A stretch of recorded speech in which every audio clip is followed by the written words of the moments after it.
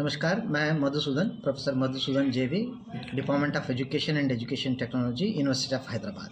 मैं हैदराबाद से हूँ। जी, आज जो प्रोग्राम चल रहा है इसके बारे में क्या कहेंगे सर? ये प्रोग्राम जो है बेसिकली ये कैपेसिटी बिल्डिंग प्रोग्राम होती है। Inter university centre for teacher education की एक मैंडेट है कि ये ऑल इंडिया से हायर एजुकेशन इंस्टीट्यूशन से फैकल्टी को ट्रेनिंग देना एंड ख़ास इंपॉर्टेंट विषयों पर ट्रेनिंग देना, ये एक मैंडेट होती है। उसी सिलसिले में ये जो प्रोग्राम चल रही है, एक हफ्ते की प्रोग्राम है ये प्रोग्राम जो है आर्टिफिशियल इंटेलिजेंस पे हो रही है।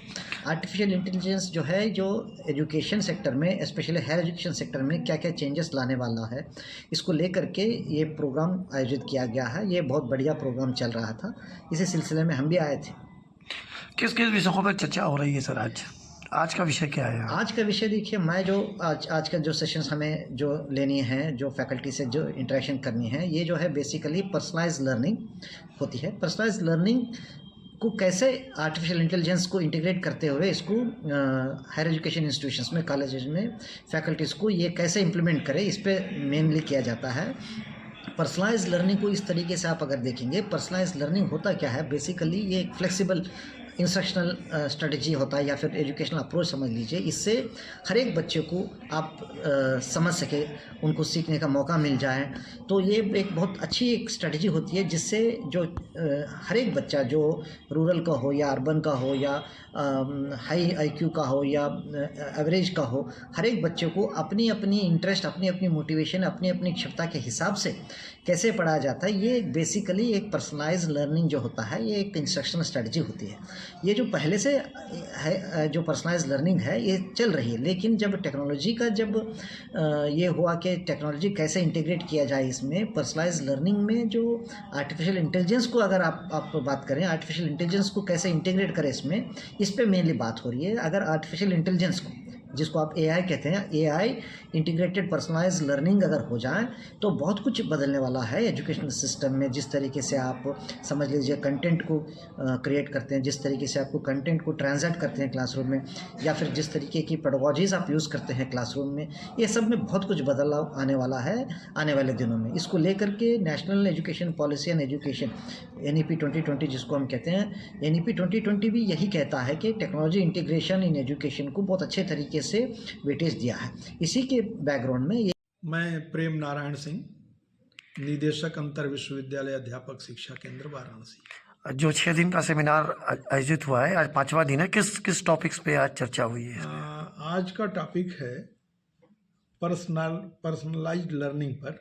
जी, ये वस्तुतः सेमिनार नहीं है, ये फैकल्टी डेवलपमेंट प्रोग्राम है, और ये integration of AI in teaching, learning and research, ये इसकी मेन थीम है। इसमें टीचिंग पर, लर्निंग पर, रिसर्च पर और कंटेंट क्रिएशन पर विशेष बल है। और इसी क्रम में आज ये इस वर्कशॉप का, इस प्रोग्राम का 5वां दिन है, और इसमें आज हम लोग बात कर रहे हैं वैयक्तिक सीखने पर, व्यक्तिगत सीखना जिसे कहें, पर्सनलाइज्ड लर्निंग, और इसमें आर्टिफिशियल इंटेलिजेंस का प्रयोग। इस तरह के प्रोग्राम कराने का उद्देश्य क्या है सर? इस तरह के प्रोग्राम कराने का उद्देश्य ये है कि देखिए, सीखने की और विकास की गनीमत और गुंजाइश हमेशा है हर व्यक्ति को। जैसे हम लोगों ने जब पढ़ाई की तो उस समय का समय अलग था, आज अलग है। तो समय के हिसाब से समाज की, शिक्षा की, देश की ज़रूरतें बदलती रहती हैं। तो ऐसी स्थिति में जो भी हमारे फैकल्टी मेंबर्स हैं, खास तौर से अध्यापकों को, क्योंकि समाज को अगर सब दिशा देना है तो शिक्षा उसका सबसे बड़ा माध्यम है, और शिक्षक उसका सबसे कारगर साधक है, उस साधन को प्रयोग करने वाला।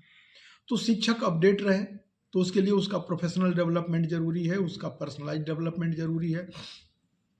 और इस तरह के कार्यक्रमों का सबसे बड़ा उद्देश्य यही है कि अध्यापक को अद्यतन जो भी नए नए आवश्यकताएं हैं और नए नए आविष्कार हैं, उनके साथ वो अपने को समायोजित कर सके, उन्हें समझ सके, और इसके माध्यम से विद्यार्थियों को और समाज को समझा भी सके अपना योगदान कर सकें। कहाँ कहाँ से लोग इसमें पार्टिसिपेट कर रहे हैं सर? इसमें लगभग उत्तर प्रदेश के अलावा 10 से ज़्यादा राज्यों के, जम्मू, तमिलनाडु, तेलंगाना, गोवा, महाराष्ट्र, असम, बिहार, झारखंड, मध्य प्रदेश, राजस्थान और हरियाणा, इन राज्यों के लोग इसमें भाग ले रहे हैं।